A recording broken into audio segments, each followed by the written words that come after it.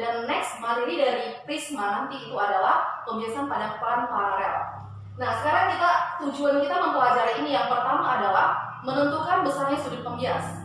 Yang kedua adalah menentukan besarnya sudut deviasi, dan the last adalah menentukan besarnya sudut deviasi minimum. Nah, langkah pertama supaya kita bisa mendapatkan sudut pembias, maka kita harus mencari yang namanya pelukisan bayangannya dulu. Nah, yang pertama, berarti kalau kita sepakati di sini, ada sebuah sinar datang. Sinar datangnya dari mana? Dari udara menuju ke prisma. Berarti kalau sinar datang, kita sepakati sinar datang itu kita simbolkan dengan SD. Berarti sinar datang yang pertama. Nah, sinar datang dari udara menuju prisma. Nah, udara ini kan kita anggap ini adalah medium yang renggang. Sementara kalau prisma ini kita anggap adalah medium yang rapat. Nah, ada suatu pernyataan yang menyatakan jika sinar datang dari medium, berarti kalau sinar datang, jika sinar datang dari medium, renggang ke rapat, maka sinar ini nanti akan dibelokkan mendekati garis normal. Maka ini konsistennya adalah mendekati garis normal. Maka saya simbolkan dengan mendekati M. Nah, pernyataannya tadi, udara itu adalah medium yang renggang. Berarti ada sinar datang. Sinar datang ini akan membentuk sudut terhadap garis normal. Nah, garis normal adalah garis yang tegak lurus terhadap bidang. Berarti garis normalnya yang mana? Kalau ini bidang saya, maka dia akan membentuk garis normal seperti ini. Ada sudut yang dibentuk antara sinar datang dengan garis normal, maka kita sepakati itu adalah I1. Sudut datang yang pertama. Nah, pernyataannya tadi, apakah dia dibelokkan kemana? Kalau dia kita buat ke atas, berarti itu namanya menjauhi garis normal. Kalau kita belokkan ke bawah, maka dia mendekati garis normal. Maka dia akan kita belokkan kemana? Sesuai dengan kesepakatan adalah seperti ini. Maka ini apa kita katakan? Ini adalah sinar bias yang pertama. Atau sinar ini nanti akan menjadi sinar datang untuk medium yang kedua. Nah, berarti ada sudut datang yang pertama, maka ada istilah nanti sudut bias yang pertama. Kita simbolkan dengan R1. Oke, berarti kalau seperti itu, di sini tadi sudah kita buat garis normal, maka ini garis normal yang pertama. Sekarang kita tarik lagi garis normal yang kedua pada medium yang kedua. Maka tarik garis yang tegak lurus terhadap bidang. Berarti kira-kira garisnya seperti ini.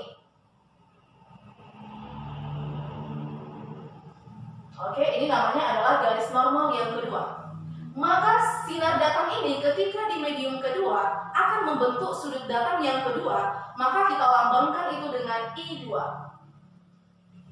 Kemudian apa? Karena dia sudah memasuki pada medium yang ini, maka kita sepakati sekarang dia posisinya sudah dari rapat ke renggang.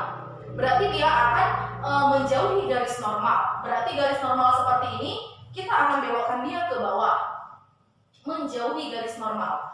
Maka di sini juga akan dibentuk yang namanya sudut bias yang kedua. Kalau sudut bias pertama R1, maka sudut bias yang kedua kita sepakati ini adalah R2. Nah, sekarang tujuan kita adalah kita tarik perpotongan atau perpanjangan dari sinar datang yang pertama dengan sinar bias yang kedua. Maka ini tadi namanya apa kita buat adalah sinar bias yang kedua. Kita kasih panah. Tarik perpanjangan berarti tarik garis putus-putus. Kemudian ini juga kita tarik garis putus-putus. Nah, ada nih perpotongannya nanti. Perpotongan kedua sinar ini, maka inilah yang kita namakan dengan sudut deviasi. Maka sudut deviasi kita lambangkan dengan simbol seperti ini. Nanti kita jelaskan apa itu sudut deviasi. Nah, tadi kalau udah ada sudut deviasi di sini, maka kita buat kesepakatan lagi nih bahwa sudut deviasi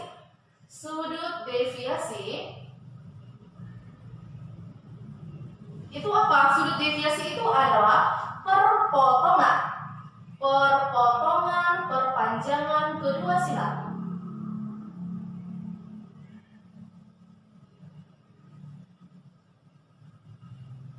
Kedua sinar berarti namanya apa? Sinar datang yang pertama dan sinar bias yang kedua. perpotongan sinar datang pertama dan sinar bias yang kedua. Nah, tujuan kita yang pertama di sini adalah ingin menentukan besarnya sudut pembias.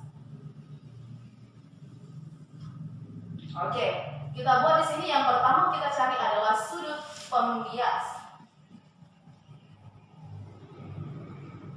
Sudut pembias dinamakan juga sudut puncak atau kita simbolkan dengan beta. Nah, langkah pertama kita apa? Berarti kita harus meninjau per segitiga-segitiga. Kalau di sini saya simbolkan aja ini huruf namanya A, ini saya buat namanya B, dan ini namanya saya buat C. Kemudian saya kasih lagi nama nih, berarti ini saya buat adalah P, ini saya buat Q, saya buat ini R, ini S, yang ini T, dan ini saya buat U. Kita tinjau masing-masing segitiga. Nah, kita lihat dan kita matematikakan. Perhatikan segitiga QTR. QTR. Berarti kalau saya gambarkan di sini QTR.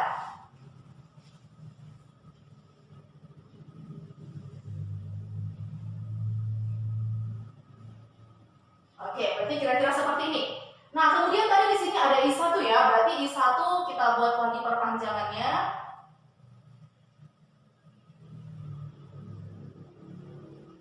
Oke, tadi ini ada I1, tadi ini ada R1. Maka ini yang mau saya cari. Berarti sudut Q ini yang mau saya cari.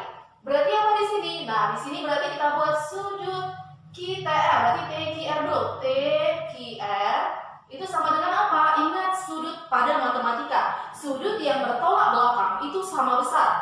Maka kalau ini I1, ini R1, maka sudut bertolak belakangnya adalah seperti ini. Maka ini jadi apa? Itu sama dengan I1 dikurang R1. Itu yang pertama.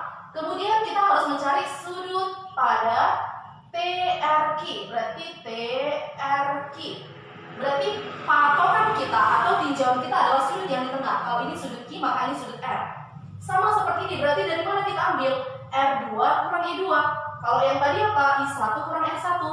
Maka di sini adalah R2 kurang I2.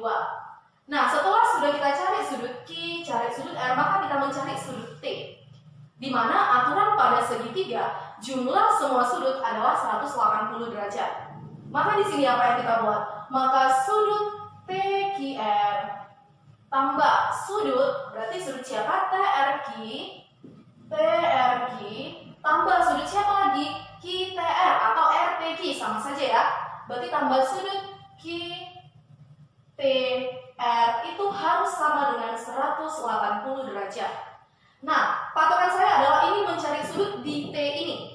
Berarti jadi apa? Sudut QTR sama dengan 180 derajat dikurang sudut TQR dikurang sudut TRQ. Itu dulu ya. Nah, ini kita kasih simbol dulu, berarti kita cut sampai di sini dulu. Nah, kemudian setelah kita sudah meninjau segitiga QTR, maka kita terfokus meninjau segitiga QBR. Segitiga QBR. Berarti kalau saya gambar lagi, ada sebuah segitiga. Berarti ini kita buat segitiga QBR. Oke. Nah, berarti kita cari masing-masing sudutnya lagi nih. Berarti sudut yang mau saya cari adalah sudut Q, sudut R, dan sudut B. Berarti di sini apa? Perhatikan segitiga QBR. Nah, berarti kalau kita mencari di sini adalah sudut siapa yang kita cari adalah sudut siki. Sudut siki berarti patokannya terhadap garis normal. Berarti di sini nanti sudutnya siki adalah yang ini semua nih. Berarti ini semua sudutnya. Berarti sama itu dengan sudut garis normal ini kan 90 derajat, ini 90 derajat juga. Berarti jadi apa? Sudut siki ya, berarti sini kita ambil sudut BQR. Berarti nanti ini sudut BQR itu sama dengan 90 derajat dikurang R1. Berarti 90 derajat dikurang R1. Kemudian lagi, sudut dari si yang mau kita cari adalah ini. QRB, berarti QRB sama dengan, ini normal di sini adalah berapa? 90 derajat. Sama seperti ini. 90 derajat. Berarti gimana? 90 derajat dikurang dari I2. Berarti 90 derajat kurang I2. Maka sesuai dengan aturan pada segitiga siku-siku, Kita buat lagi bahwa sudut BQR tambah sudut QRB tambah sudut yang di atas berarti sudut CB. Itu nama dengan berarti sudut QBR. Itu sama dengan 180 derajat. Nah, pernyataannya di mana pada segitiga ini? Pada prisma ini sudut pembias. Sudut pembias itu ada di sudut puncak. Maka inilah yang saya kenal dengan sudut pembias. Atau ini kita simbolkan dengan beta atau sudut pembias. Nah, ini kita lambangkan tadi namanya sudut deviasi. Oke, berarti kalau seperti itu, kita masukkan semua yang sudah diketahui.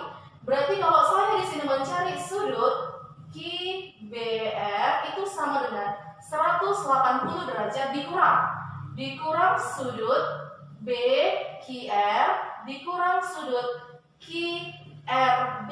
Itu dia. Nah, kemudian apa lagi di sini? Maka kita masukkan 180 derajat dikurang. Berarti dikurang 90 kurang R1 dikurang.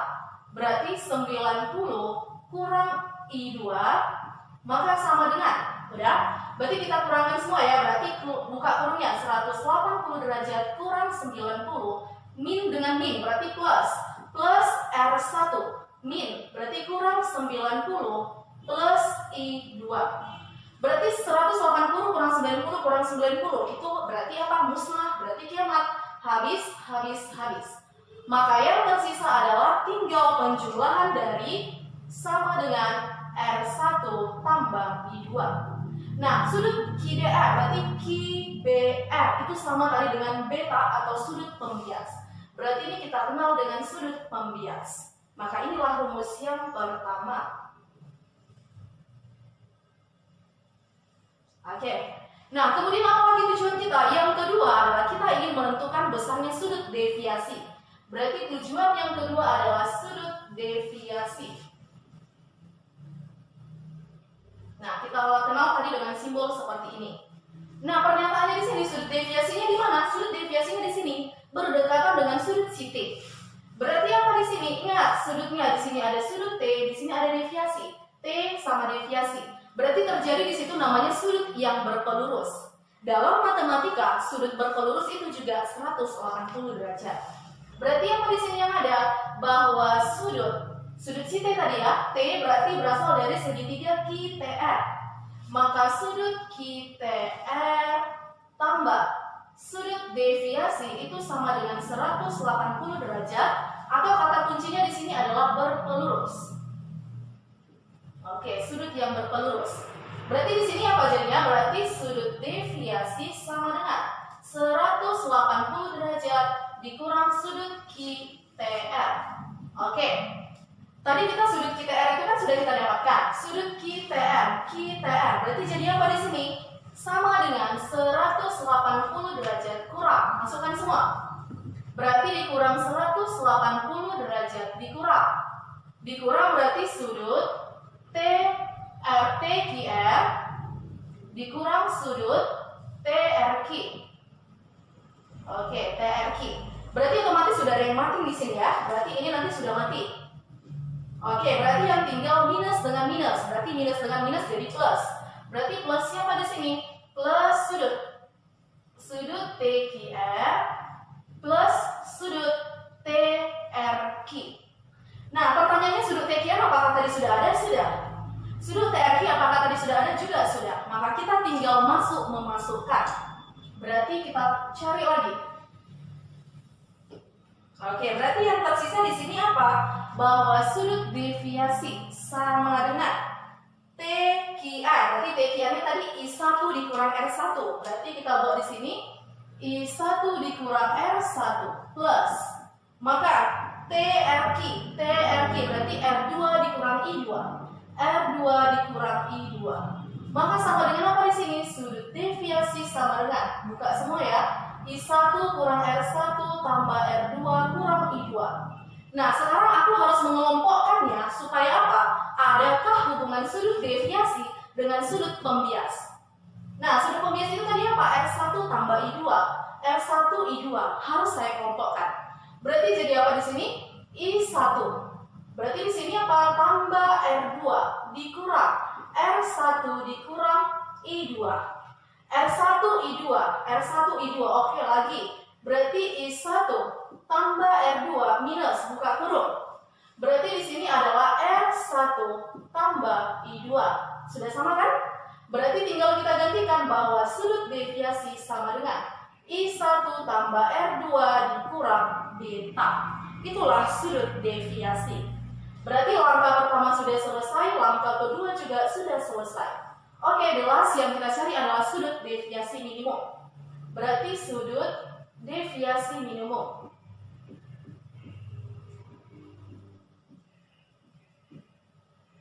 Atau kita kenal itu dengan simbol seperti ini, hanya tinggal menambahkan M. Nah, pertanyaannya, untuk sudut deviasi minimum, maka dia ada syarat. Apa syaratnya di sini? Syaratnya adalah nilai sudut pembias atau nilai beta harus lebih kecil dari 15 derajat. Jadi kalau tidak lebih kecil dari 15 derajat, maka persamaan yang kamu pakai adalah persamaan sudut deviasi. Tetapi ketika beta lebih kecil dari 15 derajat, maka secara konsisten itu sudah terjadi deviasi minimum. Oke, berarti sekarang kita tinggal buat lagi. Kalau beta ini lebih kecil dari 15 derajat, oh ada maka yang terjadi apa? Maka sudut dari I1 harus sama dengan R2. Itu yang pertama. Yang kedua, sudut dari R1 harus sama dengan I2. I1 sama dengan R2, R1 sama dengan I2. Berarti kita buat. Maka tadi I1 harus sama dengan R2. Yang kedua apalagi? R1 harus sama dengan I2. Itulah syaratnya. Sekarang kita tinggal memasukkan lagi dong. Berarti di sini apa? Deviasi tadi katanya kan I1 tambah R2 kurang beta. Berarti sama dengan, udah? Berarti sama dengan apa di sini? R2-nya ganti jadi I1. Setiap ada I2 ganti jadi R1. Maka kita buat I1 tambah R2 jadi ganti I1 ya. Berarti I1 dikurang beta. I1 plus I1, ayam tambah ayam, 2 ayam. Berarti ini jadi apa? 2I1 kurang beta. Inilah persamaannya. Tapi kan sudah kita ganti, maka konsisten dong. Maka ini sudah deviasi minimum. Berarti ini kita kasih kotak lagi, deviasi minimum. Nah, ternyata ada nggak lagi rumus yang lain selain ini? Nah, saya ingin mencari sudut masing-masingnya dulu. Kalau saya bongkar-bongkar ini, berarti jadi deviasi minimum plus beta sama dengan 2I. Maka kalau aku mencari I1, maka di sini sama dengan deviasi minimum tambah beta per 2. Lihat, ada I1, berarti nanti ada R1. Oke, next. R1-nya dari mana kita ambil? Kita ambil dari persamaan si sudut pembias. Nah, tadi sudut pembias katakan apa di situ? Bahwa beta sama dengan R1 tambah I2. Lagi. Maka di sini apa kita buat? Beta sama dengan R1 tambah I2-nya kita ganti jadi R1. Berarti R1 tambah R1 sama seperti yang tadi. Yang sama kita jumlah koefisiennya. Berarti sama dengan 2R1. Maka R1 sama dengan beta per 2. Oke, hampir selesai nih ya. R1 sama dengan beta per 2. Sekarang jelas kita masuk ke hukum Snellius. Hukum Snellius. Oke, apa katanya hukum Snellius ini? Bahwa dikatakan pada hukum Snellius N1 sin I1 sama dengan N2 sin R1. Itu kata si Snellius. Nah, N1-nya ini kan tadi kita sudah sepakati itu adalah medium pertama udara, medium keduanya adalah prisma. Maka N1 di sini saya ganti nih menjadi N udara. Udah? Berarti sin I1, mana I1 kita? Adalah ini. Berarti deviasi minimum tambah beta per 2 sama dengan. Next, berarti N2. Kalau yang pertama udara, maka yang kedua adalah prisma. Maka ini jadi N prisma sin. R1 mana? Ini. Berarti apa? Beta per 2. Lagi. Kan tadi sudah kita buat juga. Ternyata pada si Snellius ini untuk beta yang sangat kecil. Beta sangat kecil. Berarti di sini apa? Jika beta sangat kecil, Jika sudut pembias sangat kecil, maka di sini apa katanya? Bahwa sin setengah beta itu sama dengan setengah beta. Maksudnya apa? Kalau sin 0 itu berarti 0 kan gitu.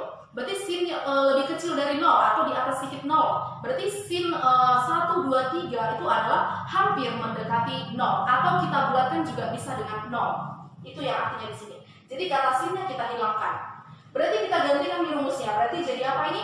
Berarti NU sin. Berarti deviasi minimum. Berarti kan tadi udah kita sepakati. Sinnya kita hilangkan, maka di sini pun sinnya kita hilangkan. Berarti kalau kita hilangkan sinnya, maka menjadi deviasi minimum tambah beta per 2 sama dengan. Lagi, berarti di sini tetap NP, sinnya kita hilangkan, berarti jadi apa? Beta per 2. Sekarang lihat nih, luas kiri dan kanan, mana yang sama? Ada nggak? Ya, jawabnya pasti ada. Berarti yang sama kita kiamatkan, kiamat, dan musnah, kan gitu. Nah, sudah ketetapan bahwa N udara, indeks bias udara itu sama dengan 1. Maka NU-nya sama dengan 1. Maka jadi apa? 1 kali deviasi minimum tambah beta sama dengan. Berarti yang sisa tinggal N prisma kali beta. Oke, sedikit lagi nih, perjuangan hampir selesai. Berarti sama dengan. Yang tersisa adalah deviasi minimum tambah beta sama dengan. Berarti N prisma kali beta. Kita tujuannya adalah mencari deviasi minimum. Maka deviasi minimum sama dengan N prisma kali beta dikurang beta. Nah, ada dua unsur yang sama kan? Berarti deviasi minimum itu sama dengan beta kita keluarkan, maka yang tersisa N prisma dikurang 1. N prisma kali beta, N prisma beta. Beta kali 1 berarti beta. Inilah persamaan akhir dan tujuan dari pekerjaan pembiasan pada prisma. Nah, berarti kalau sudah seperti itu, berarti 3 sudah selesai. Nah, sekarang kita kasih keterangan nih. Keterangannya berarti apa? Kalau dia tadi I1 itu sama dengan sudut datang medium pertama. Sudut datang medium pertama. Nah, berarti kalau udah ada I1 berarti lawannya apa? I2 lah kita buat dulu. Berarti sudut datang medium kedua. Apalagi yang ada berarti di situ ada juga R tadi ya. Berarti R1 itu sama dengan sudut bias medium pertama. Sudut bias medium pertama. Berarti kemudian apalagi? Ada R1 berarti ada R2. Maka R2 adalah sudut bias medium kedua. Lagi, ada I, ada R. Oh, ada beta lagi. Beta itu adalah sudut pembias. Sudut pembias atau puncak. Kemudian ada apa lagi di sini? Ada beta, oh ada ini. Seperti ini adalah sudut deviasi. Sudut deviasi. Kemudian sedikit lagi, berarti di sini ada apa? Seperti ini namanya sudut deviasi minimum. Deviasi minimum. Kemudian apa lagi kita buat? NU. NU itu tadi adalah indeks bias medium udara. Bias medium udara.